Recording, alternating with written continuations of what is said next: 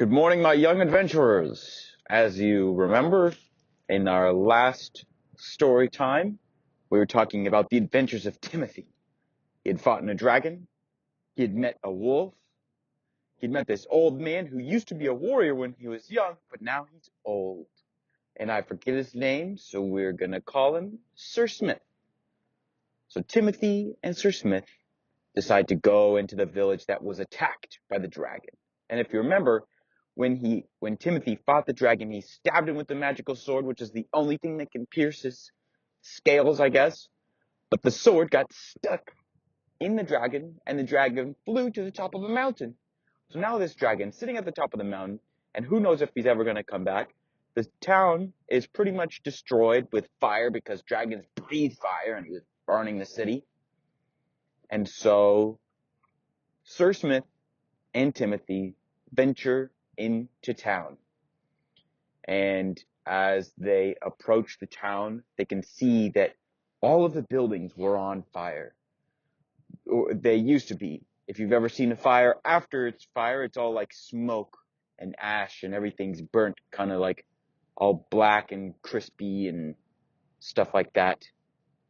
Well, among the town that is totally crispified and smoke and ash, all the buildings burnt down, there is actually one building that they see is still standing.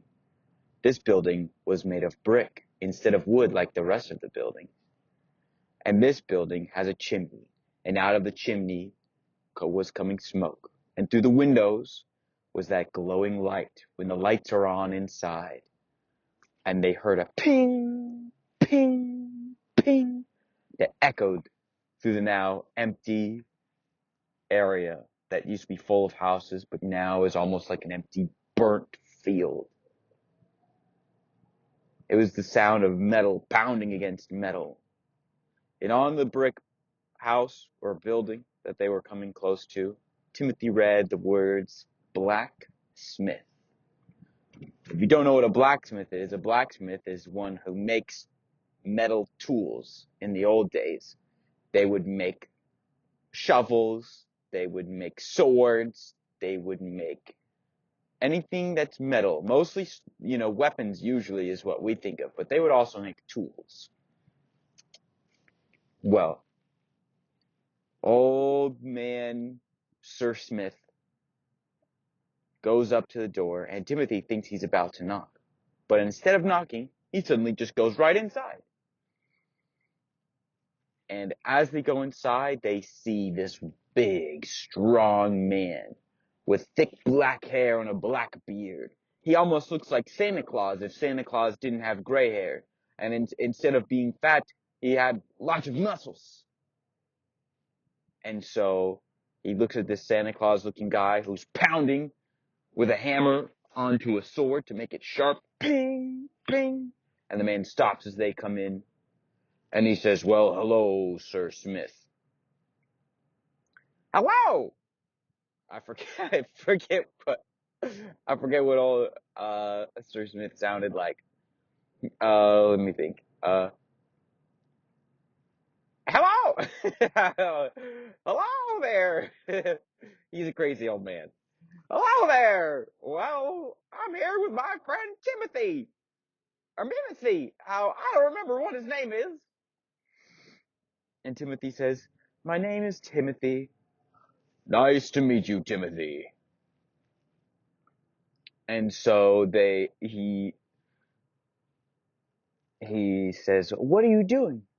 "Well, I'm making swords and weapons because that dragon destroyed my hometown yesterday, and we cannot have that. I cannot have a dragon attacking my home, and I do nothing about it. I'm very angry, and I'm going to do something about this."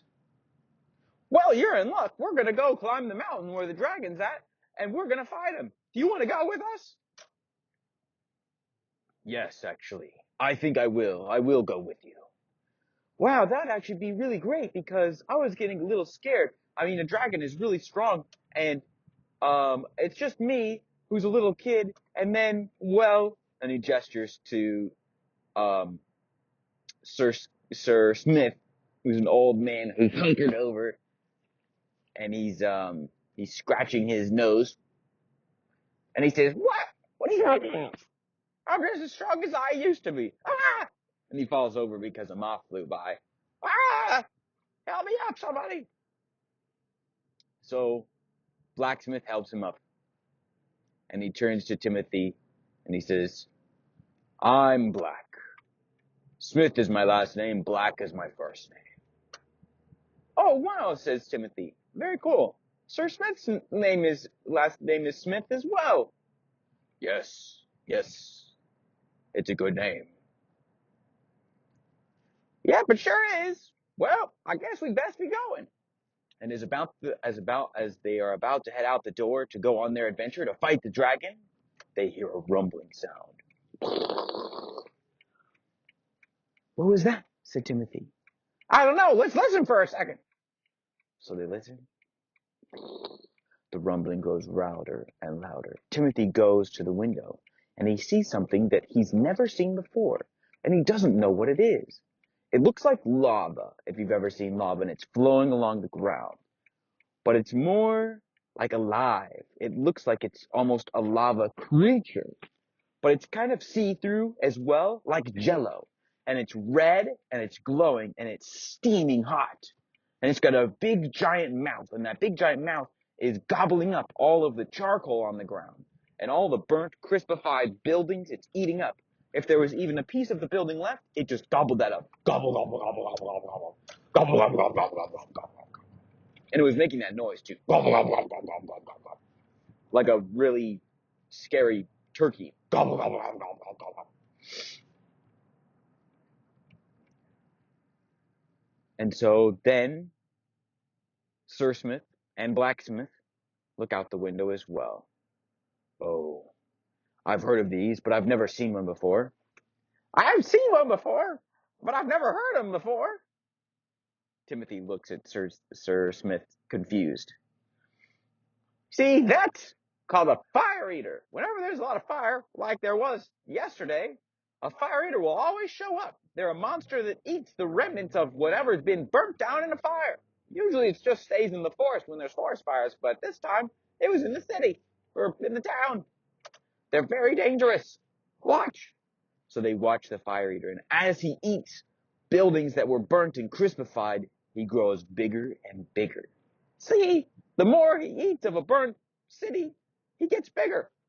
They're a very dangerous monster, and no one's able to really defeat him. Then he comes to a building that's really big and really tall, but still pretty burnt.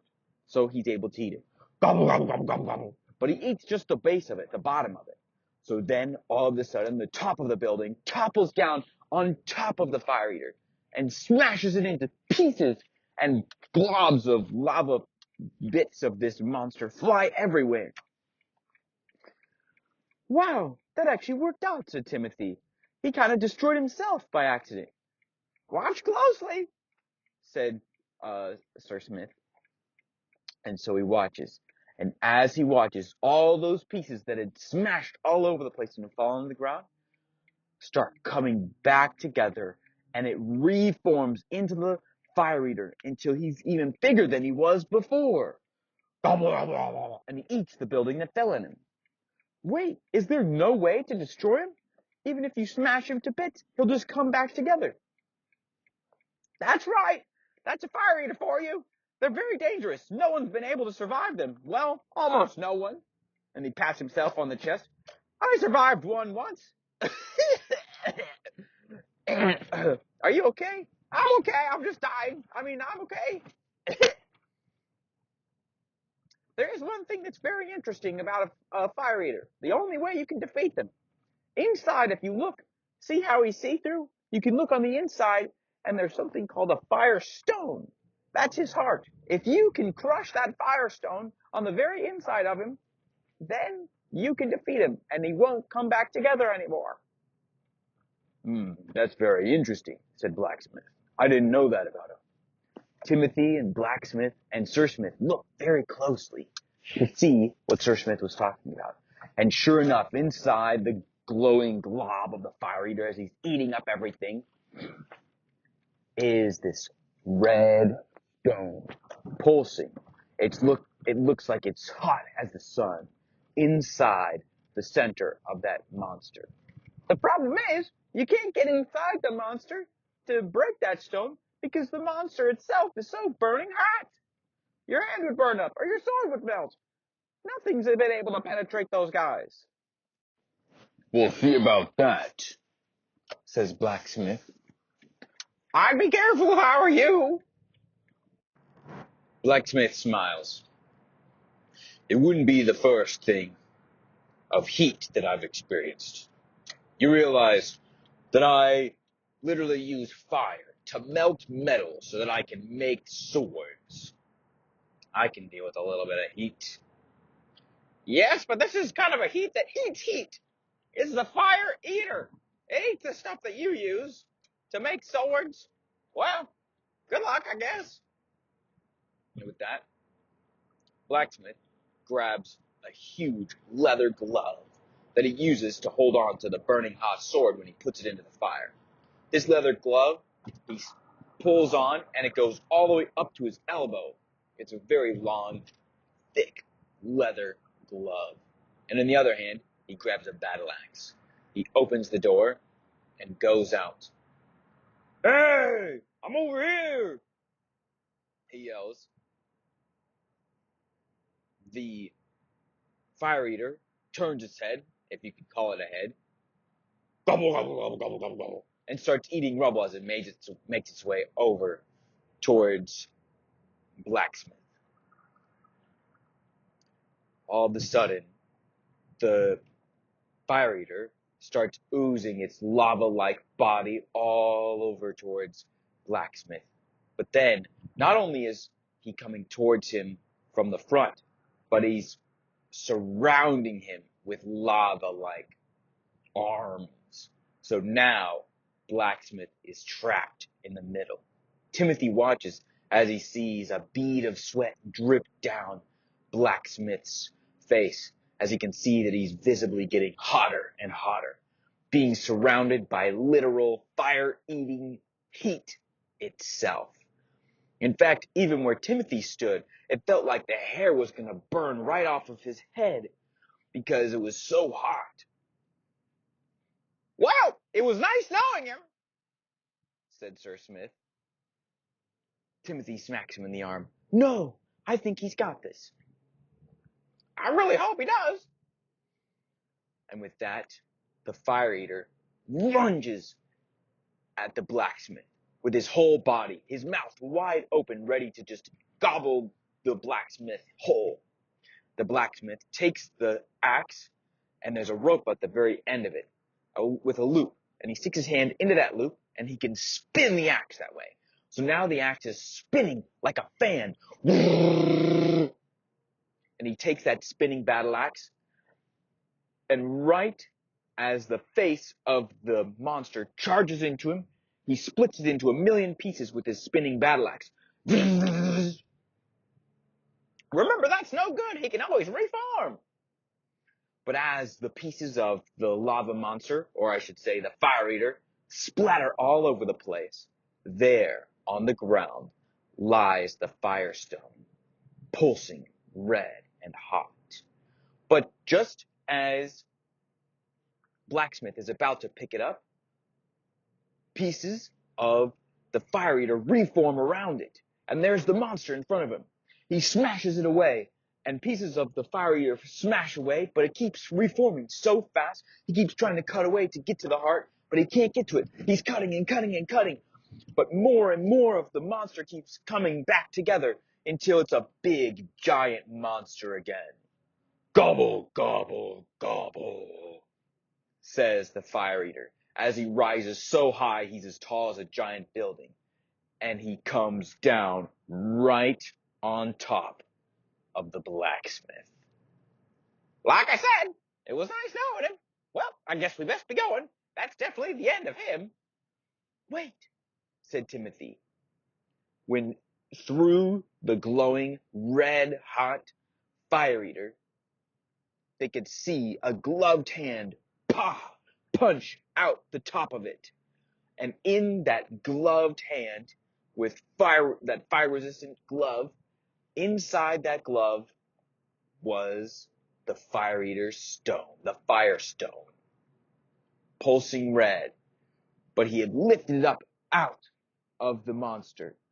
And as he did so, all of the globs of lava, or whatever that fire monster was made of, splashed onto the ground like water splashes onto the floor, except red and steaming hot, more like boiling hot.